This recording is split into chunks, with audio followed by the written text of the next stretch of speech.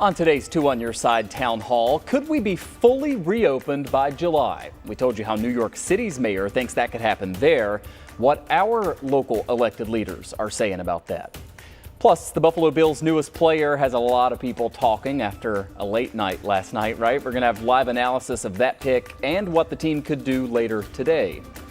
And you have questions about those big spending plans in Washington, D.C. Chuck Todd from Meet the Press will join us to talk about that, and I'll also ask him about the political future of our state's embattled governor. Thanks for spending part of your Friday evening with us, everybody. Kate is off. We want to start here by continuing that conversation about fully reopening Western New York. We spent a lot of time talking about this yesterday, the idea that within just a couple of months, maybe everything could be back open with little or no restrictions. Now, this was all prompted by New York City Mayor Bill de Blasio announcing that the Big Apple will be fully reopened by July 1st. Mayor de Blasio cited the vaccine rollout and declining hospitalization rates. Well, we're seeing close to the same thing here in Western New York, especially in Erie County. High vaccine rates and hospitalizations going down. So should we anticipate fully reopening by midsummer, like New York City is saying? Well, today we posed that question to Congressman Brian Higgins and Erie County Executive Mark Poloncarz while they were at an event about broadband. I think that there is a way to open up this economy incrementally. So at some point, we're going to have to get to a full opening and still take precautions, whether it be wearing face masks, certifying that you've been vaccinated, practicing good social distancing. Erie County Executive Mark Poloncarz said the target of reopening by July will really come down to people's behavior and especially whether or not enough Western New Yorkers get the vaccine. Now, as of today, we just checked the numbers here in New York State. More than a third of people are fully vaccinated and 48%, we're approaching half, have gotten at least one dose. Well, next tonight, we've gotten a lot of questions from viewers about the pandemic's impact on local real estate, and that includes the rental market.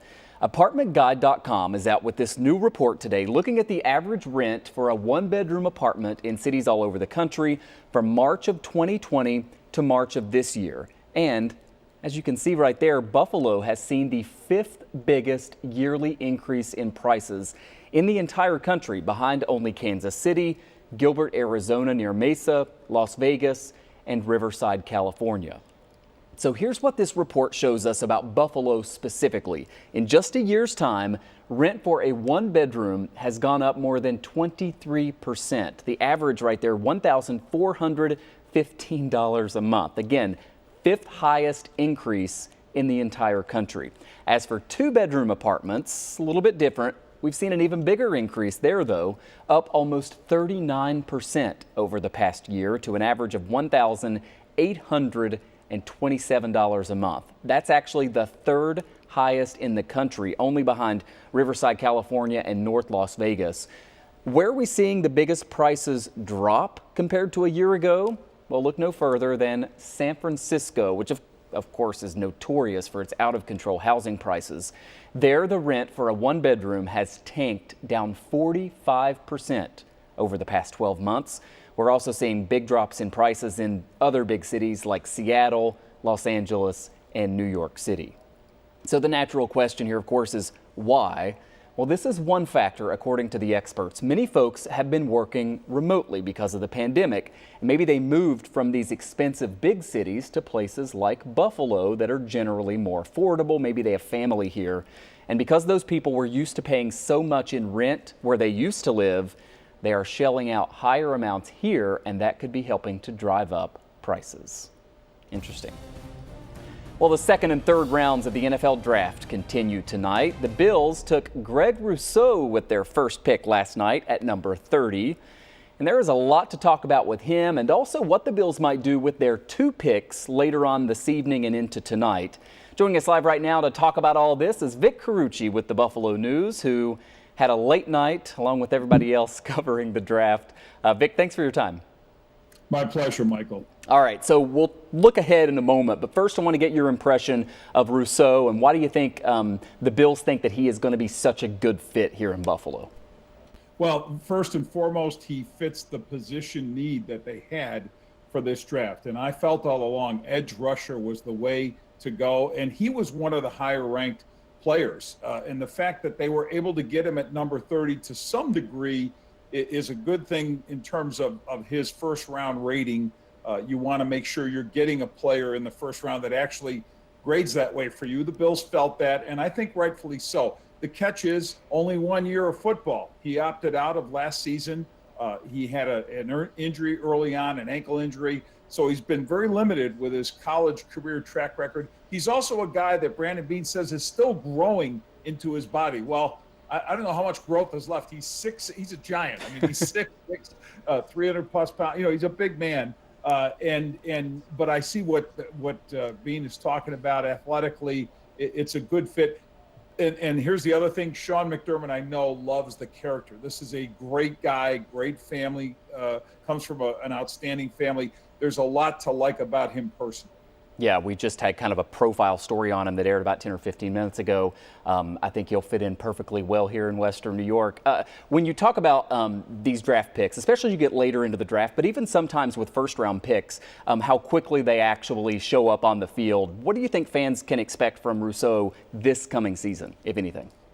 Yeah, with a team that is as solid as the Bills are, as complete as their roster looks, at least on paper, as a contending team, there's no need really to force a rookie into the lineup. I don't know that any player they draft through Saturday has a chance to make a meaningful contribution. I do think, though, with an edge rusher like Rousseau, you can put him in specialty situations, passing situations, and he could contribute there on a rotational basis. Doesn't necessarily have to start, but he can contribute. And again, you're a team that pretty much has most of 22 starting spots on both sides of the ball locked up.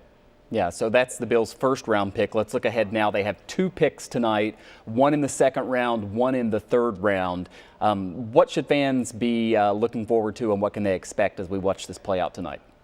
Yeah, Michael, I'd say after the edge rushing need, cornerback comes up, and you're looking for a guy to at least compete for and perhaps long-term be the starter opposite Tre'Davious White. So they're going to look at that for sure. And a couple of guys, there's a standard the Bills have for the position. They want guys with longer arms. 32 inches is like the cutoff for arm length. Yes, that's a thing when it comes to corners. And they also want guys who aren't afraid to get their noses in there and tackle as cornerbacks. So a couple of names maybe to look at for them is a guy from Georgia named Tyson Campbell. There's a kid from Syracuse named Ifedu Melifoanu.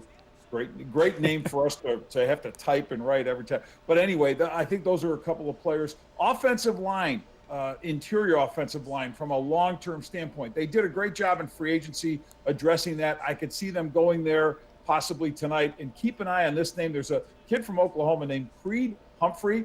And one of the reasons why Sean McDermott's going to love him, the guy was an outstanding wrestler in high school in Oklahoma. Sean McDermott, of course, outstanding wrestler, and he believes wrestlers bring so much to football. Lastly, tight end would be another position in these next 2 rounds that they could perhaps get somebody, and defensive tackle, I think, would also be a position. 1 year in high school, my sophomore year, I played cornerback, and I definitely did not have the arm length that you're describing is necessarily these days in the NFL. Finally, Vic, in the time we have left, expectations for the final rounds. I mean, everybody pays so much attention to the first round, and then we have 2 and 3 tonight, but it does continue tomorrow.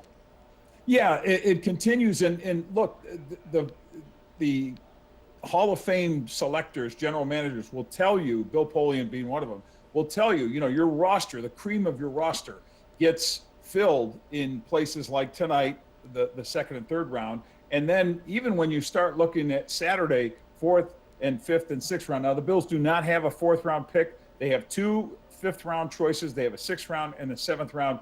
I also can see them doing a little wheeling and dealing perhaps to gain that 4th round pick. Don't be surprised if that happens tonight. Brandon Beane, they call him Trader Beane for a reason.